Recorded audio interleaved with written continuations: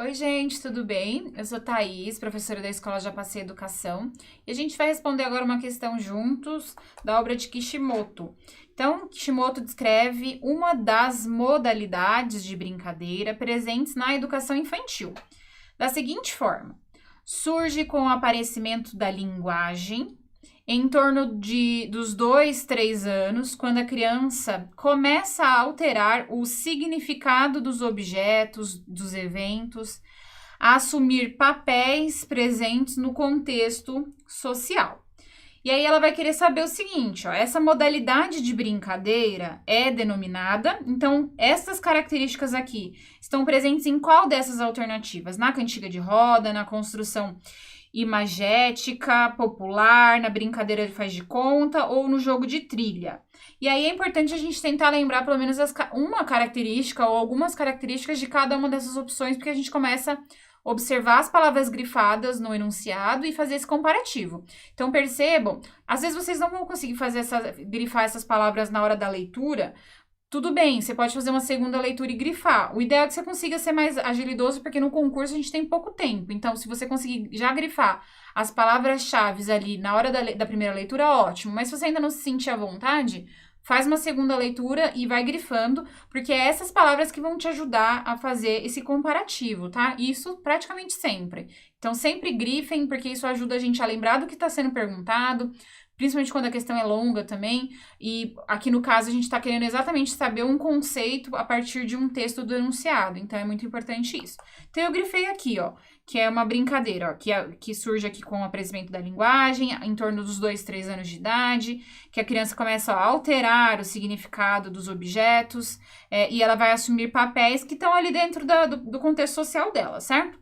Então vamos lá, a cantiga de roda, a gente já consegue eliminar, porque característica principal da cantiga de roda, primeiro, é canção. E a gente não viu em nenhum momento aqui nada falando sobre canções, né? Já é um indício forte, porque canção seria algo primordial para isso, né? Porque é um aspecto que ressalta aqui na cantiga de roda. Além disso, ó, ela vai ser feita em roda, né? Como o nome próprio já diz.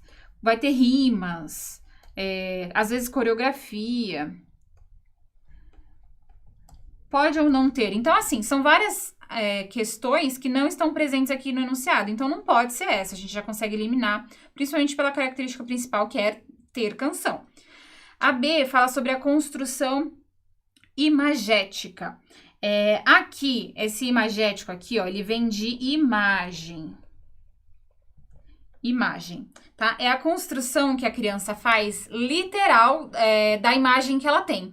Então, olha só como se contradiz com o enunciado, tá? Quando a gente fala nessa questão assim, desse conceito, é a construção literal, ou seja, a criança enxerga exatamente como ela vê, ela brinca exatamente com aquilo que ela vê. Aqui tá falando, ó, sobre alterar o significado dos objetos. Então, é totalmente contraditório com essa ideia aqui de construção imagética, porque aqui a criança, se ela tá vendo um fio, aquilo é um fio. Agora, a criança, quando a gente fala sobre alterar o significado dos objetos, como tá no enunciado, é quando a criança olha por um fio e enxerga uma corda, uma cobra, aquilo que está no imaginário dela. Então, foge exatamente o oposto dessa ideia da B, tá? Então, a gente elimina também. A C fala sobre a brincadeira popular. A brincadeira popular é aquela que ela é criada lá atrás e ela vai sendo passada de geração em geração. Então, a gente tem pega-pega, esconde-esconde, amarelinha, várias brincadeiras que são, assim, extremamente tradicionais da cultura de um povo, e a gente vai herdando essa herança aí, os nossos pais nos ensinam, a gente vai ensinar nossos filhos, e essa é a brincadeira popular. Então, teria que ter alguma coisa relacionada à cultura, aquilo que é cultural, né, ou de gerações, alguma coisa que levasse a gente para esse entendimento, ó, tempo, né, que acontece ao longo do tempo, vai sendo repassado. Então, não tem nenhuma palavra aqui no enunciado também que nos leve a crer que seja a brincadeira popular, então a gente consegue eliminar.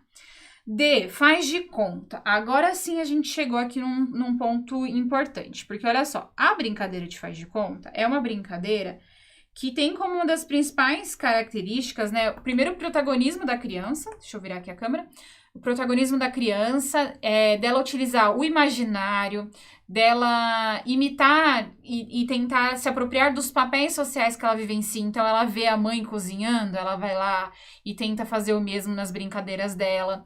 Ela vê o pai chegando do serviço, deitando no sofá, ela vai trazendo aquilo que ela vivencia para essa brincadeira que tá ali no imaginário dela. E tem exatamente essa característica de transformação dos objetos. Então, a criança, ela não tem todos os elementos que ela precisa para fazer a brincadeira, ela imagina que aquilo, que um objeto represente outra coisa.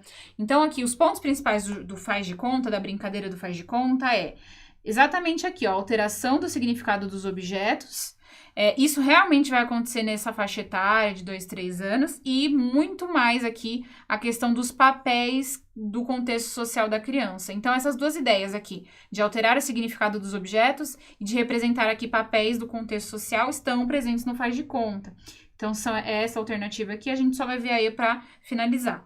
A alternativa E fala do jogo de trilha, que é aquele tradicional jogo de tabuleiro. Então, qualquer jogo de tabuleiro é o jogo de trilha colocado aqui, que também não tem nenhuma característica que foi trazida aqui pelo enunciado. Então, a gente fica aqui, ó, só para eliminar bem, com a alternativa D.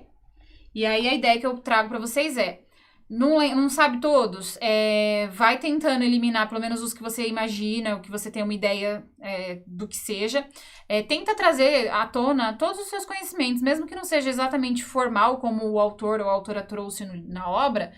O que você sabe sobre cantiga de roda, por exemplo? Todo professor entende alguma coisa sobre esse assunto, por mais que a gente não saiba exatamente as palavras que o autor traria para descrever, mas a gente tem um entendimento sobre isso. Então, eu já sei basicamente que é uma canção. Se eu não tenho isso no enunciado, eu já vou desconfiar. E por aí vai fazendo esse exercício, tá bom?